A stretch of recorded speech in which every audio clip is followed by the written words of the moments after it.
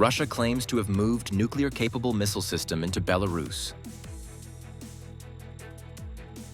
Prime Minister demands definitive completion of tasks to lift IUU yellow card. Cultural values, a resource for tourism development in Western Guyana. Hello everyone, you're watching today's news on NTV channel. My name is Đăng. Let's get started. Russia said its latest nuclear-capable missile system has been deployed in Belarus, a day after Moscow claimed that Ukraine had carried down a large-scale drone attack on President Vladimir Putin's residence. Footage released by Russia's Ministry of Defense showed the new Oreshnik missile trundling through a snowy forest. Soldiers were seen disguising combat vehicles with green netting and raising a flag at an airbase in eastern Belarus, close to the Russian border. The state news agency TASS said it was the first time that the Defense Ministry had shown off the Oreshnik mobile missile systems, which President Vladimir Putin has declared are impossible to intercept because of missile speeds reportedly more than 10 times the speed of sound. The move would allow Russian nuclear missiles to reach European targets slightly faster in any war. Earlier, Russia's Foreign Minister Sergei Lavrov warned that reprisals would be carried out against Kiev.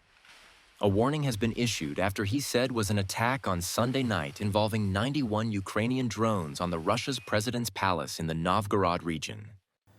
During a meeting at Mar-a-Lago resort in Florida on December 30, Israeli Prime Minister and U.S. President agreed to set a 2-month deadline for the Islamic movement Hamas to undergo disarmament. At this meeting, the two leaders also reached an agreement on practical criteria to determine the extent of disarmament. This includes the destruction of the vast tunnel network beneath the Gaza Strip, which is considered Hamas' strategic system for movement, protection, and offensive operations. This effort to establish a disarmament deadline comes amid the prolonged and bloody Israel-Hamas conflict, which has caused severe humanitarian damage in the Gaza Strip. Israel views the disarmament of Hamas as a core criterion for achieving sustainable security and minimizing the risk of attacks from Gaza into Israeli territory. Israel demands that Hamas relinquish its weapons entirely, while the Hamas remains steadfast in its position to keep its arms as tools of self-defense against security threats. Prime Minister Phạm Minh Chính has called for honest reporting and practical actions to fight illegal, unreported, and unregulated fishing, aiming to have the European Commission lift its yellow card warning on Vietnam. Prime Minister Phạm Minh Chính made the request while chairing the 28th weekly meeting of the National Steering Committee for Combating IUU Fishing with representatives of 22 coastal provinces and cities on December 30th. The Prime Minister demanded completing thoroughly all the assigned tasks in the coming week, reporting honestly and objectively without formalism, standardizing data across all levels, sectors, and localities, and, particularly, addressing the European Commission flagged issues. The Ministry of Agriculture and Environment was requested to gather feedback from other ministries and agencies, update data from localities, and finalize the report to be submitted to the EC by January 5, 2026. Meanwhile, the Ministry of National Defense will maintain patrols in the waters adjacent to those of neighboring countries, strictly control vessel arrivals and departures, and bar non-compliant fishing boats from operating. Coming up next are some updated news. On the occasion of the 2026 New Year holiday, several provinces and cities across Vietnam will host 15-minute firework displays, starting from 11:45 p.m. on December 31st, 2025, until midnight on January 1st, 2026.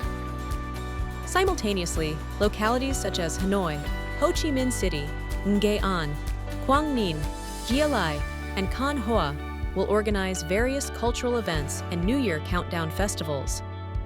On the night of December 31st, 2025, Nghệ An will host a countdown concert themed Nghệ An Welcomes 2026, the Spirit of the Lamb River at the Light Square. Vin Wonders Qua Hoi, Qua Lo Ward. The firework display at the turn of the new year will be the highlight of the event.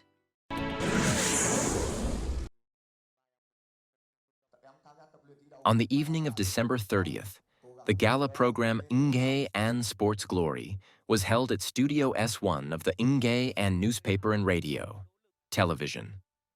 In 2025, Những An Sports continued to make a powerful impression on both domestic and international arenas.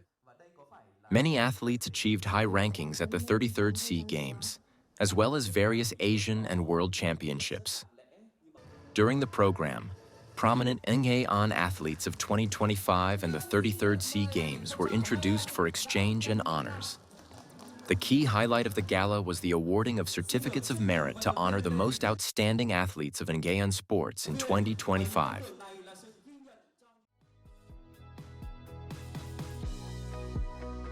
According to Vogue France magazine, Vietnam is emerging as one of Asia's most attractive destinations in Asia.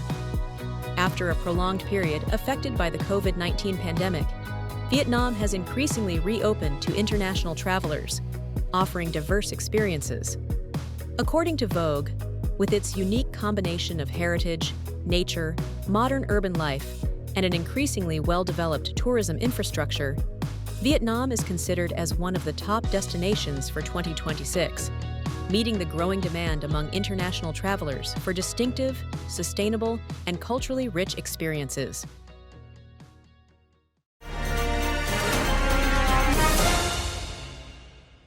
Western Nghệ An covers more than 83% of province's total area and is rich in natural resources, with diverse ecosystems and large biosphere reserve.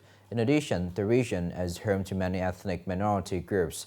This rich and unique cultural heritage is becoming an important resource for tourism development in Western Nghệ An. Through their long history of survival and development, the ethnic minority groups of Nghệ An have established a rich cultural heritage system, reflected in their architecture, traditional costumes, farming practices, languages, beliefs, and folk arts. Cultural heritage is a unique tourism resource that shapes community-based and cultural tourism products, contributing to increased incomes and improved livelihoods for local people. More importantly, developing tourism with a focus on respecting the community and preserving identity helps to revive many cultural values that were once fading away. We focus on reviving cultural clubs and establishing community-based tourism sites, ensuring that the local people are the primary subjects of both preservation and benefit. Over the years, numerous resolutions, support policies for the preservation of intangible cultural heritage have been enacted. Local authorities have proactively established clubs and organized classes to teach ethnic scripts, folk songs, and traditional musical instruments. However, under the impact of cultural interference, many traditional values are facing the risk of fading away.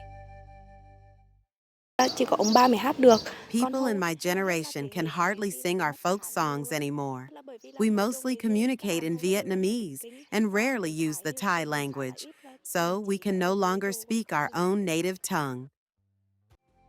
To achieve the dual goal of simultaneously developing tourism and preserving culture, the community must be at the center, and safeguarding cultural roots must be the core. Only when traditional cultural values are properly preserved and integrated as the identity of tourism products can Western Những An tourism truly create long-term momentum, contributing to socio-economic development, poverty reduction, and the preservation of the cultural soul of ethnic minority groups. This is the end of the show today. Thank you for watching.